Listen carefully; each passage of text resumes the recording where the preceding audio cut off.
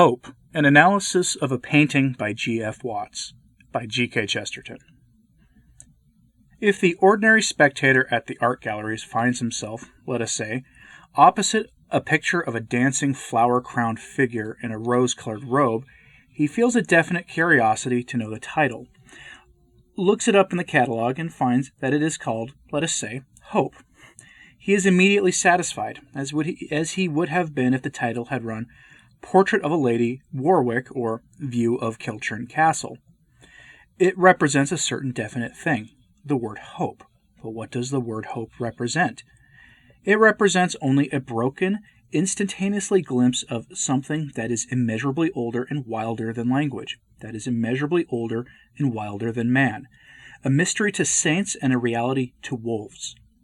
To suppose that such a thing is dealt with by the word hope, any more than America is represented by a distant view of Cape Horn, would indeed be ridiculous.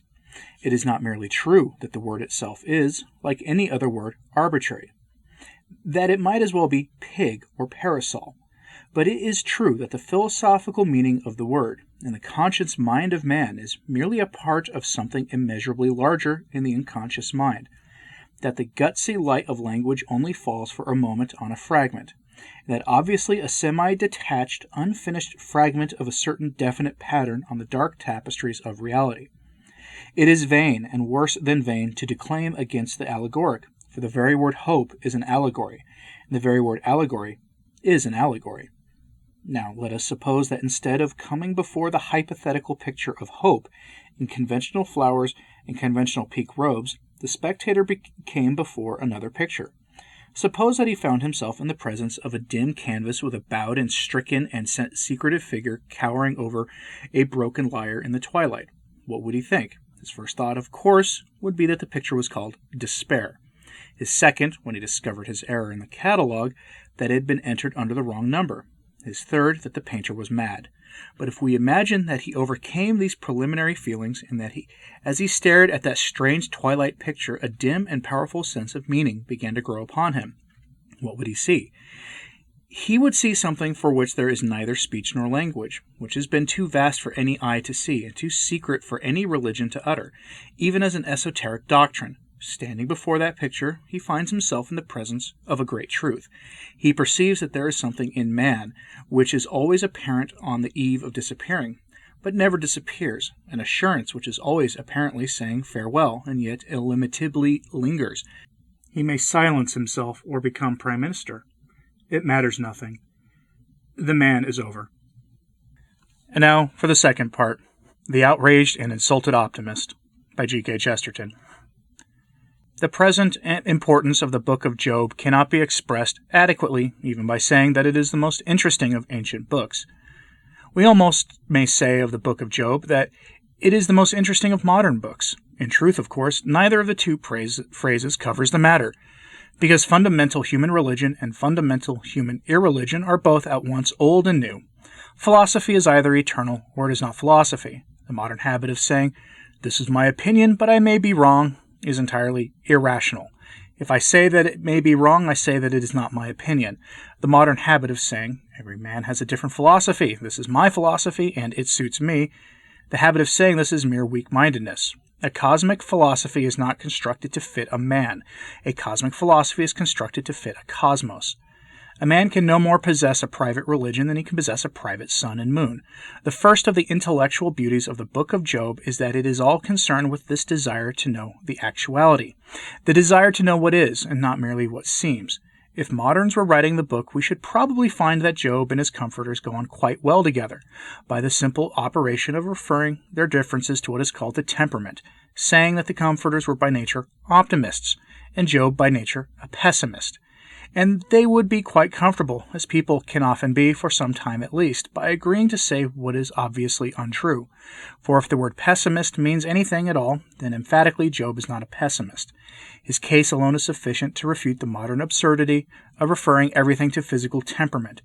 Job does not in any sense look at life in a gloomy way. If wishing to be happy and being quite ready to be happy constitute an optimist, Job is an optimist.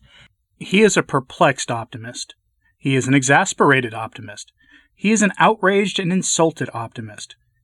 He He wishes the universe to justify itself, not because he wishes it to be caught out, but because he really wishes it to be justified. He demands an explanation from God, but he does not do it all in the spirit in which Hampden might demand an explanation from Charles I. He does it in the spirit in which a wife might demand an explanation from her husband whom she really respected.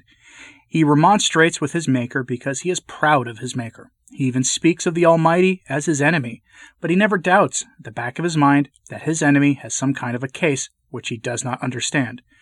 In a fine and famous blasphemy, he says, "Oh, that mine adversary had written a book." It never really occurs to him that it could possibly be a bad book. It is anxious to be convinced, that is, he thinks that God could convince him. In short, we may say again that if the word optimist means anything, which I doubt, Job is an optimist. He shakes the pillars of the world and strikes insanely at the heavens. He lashes the stars, but it is not to silence them, it is to make them speak. In the same way we may speak of the official optimists, the comforters of Job.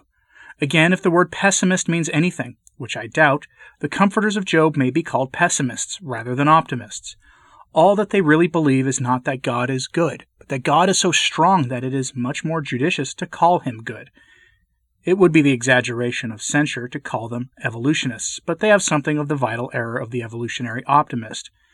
They will keep on saying that everything in the universe fits into everything else, as if there were anything comforting about a number of nasty things all fitting into each other. We shall see later how God, in the great climax of the poem, turns this particular argument altogether upside down. When at the end of the poem God enters, somewhat abruptly, is struck the sudden and splendid note which makes the thing as great as it is. All the human beings throughout the story, and Job especially, have been asking questions of God. A more trivial poet would have made God enter into some sense or other in order to answer the questions, but a touch truly to be called inspired when God enters, it is to ask a number of more questions on his own account. In this drama of skepticism, God himself takes up the role of skeptic. He does what all the great voices defending religion have always done. He does, for instance, what Socrates did. He turns rationalism against itself.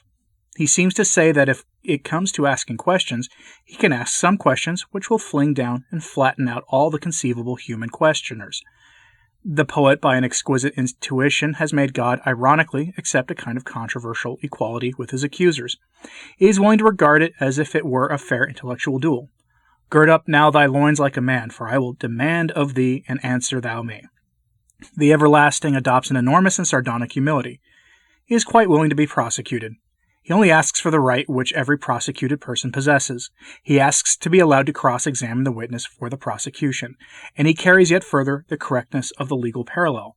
For the first question, essentially speaking, which he asks of Job is the question that any criminal accused by Job would be most entitled to ask. He asks Job who he is, and Job, being a man of candid intellect, takes a little time to consider and comes to the conclusion that he does not know.